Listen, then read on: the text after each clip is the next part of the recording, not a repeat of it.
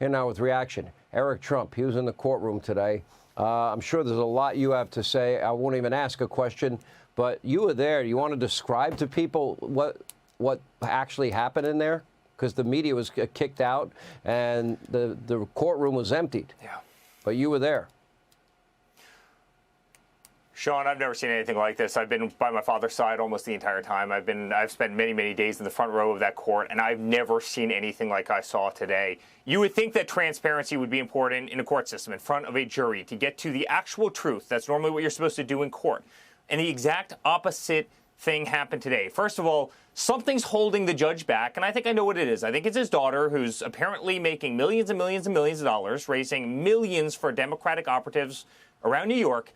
Because today it was proven their star witness, Michael Cohen, has lied over and over and over again. He lied to Congress. He lied to Senate. He lied to the Attorney General of New York. He lied in the DA trial in New York. He lied in the Southern District of New York. He lied to his wife. He lied to Judge Palsy, which is the judge that sentenced him. He paid vendors in bags of cash. He stole from our organization.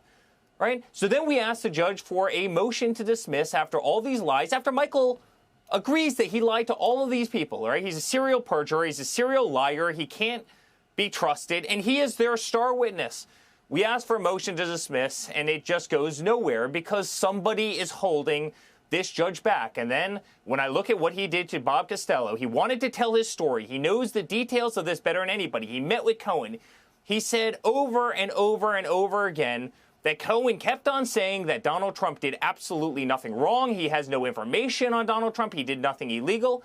And at every single chance that he could stop him, he could sustain, he would block him from any of that testimony. Then, as you said before, the top FEC lawyer in the country wants to testify about how there is no crime here. And again, he wouldn't allow the FEC lawyer. Transparency should be at the heart of this case. And the judge is blocking it at every single intersection. And I sit there as a proud son, as a person who knows my father didn't do a damn thing wrong.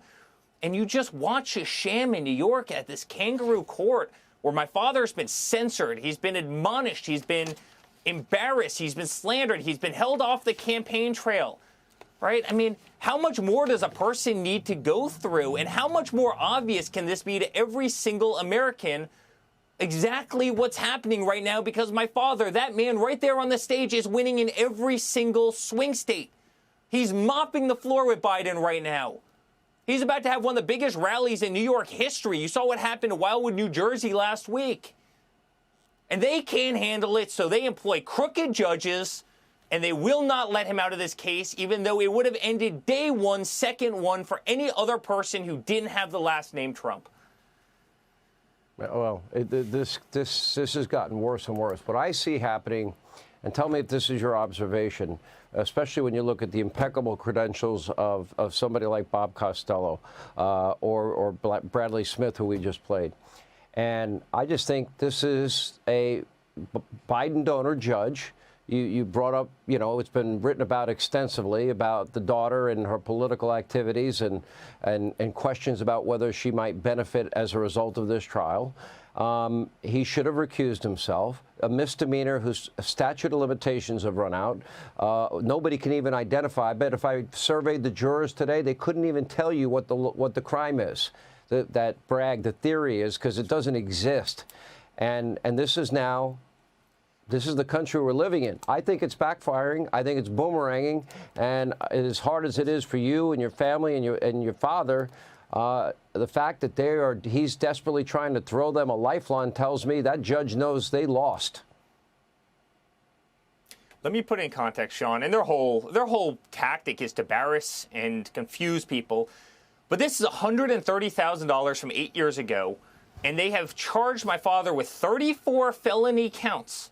Right? While they shut down all of New York, every morning they shut down the FDR Drive on the way down. Then they surround the courthouse for literally blocks and blocks with the biggest law enforcement presence you've ever seen.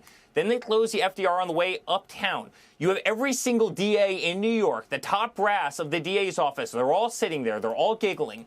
The resources, the years of time that they've spent on this. For $130,000 from 8 years ago, for an accountant that booked a legal expense, a longtime personal attorney, as a legal expense, no one believes it as little kids are getting shot in New York and women are getting hurt and people are getting mugged and illegal immigrants are taking over the city. And you can't shop at CVS because everything's locked behind plexiglass because there's so much shoplifting. No one believes this. This is legal lawfare. It's been what they've been doing to my father since he came down that escalator.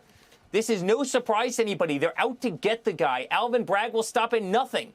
And by the way, guys like Soros are telling him, you take down Donald Trump because otherwise we're going to have a real problem November 5th. Let me tell you, and Eric, the whole country is getting it. The whole country is seeing it. Our fundraising is off the charts because of it. He's winning in the polls because of it.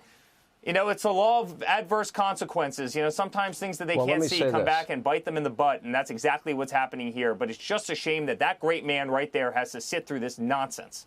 He's a great president. He's a great person. He's a great father. And this country deserves a lot better than this nonsense. Well, I'm going to agree with that last part. This country deserves so much better, and it's sad. All right, Eric, thank you. Hey, Sean Hannity here. Hey, click here to subscribe to Fox News YouTube page and catch our hottest interviews and most compelling analysis. You will not get it anywhere else.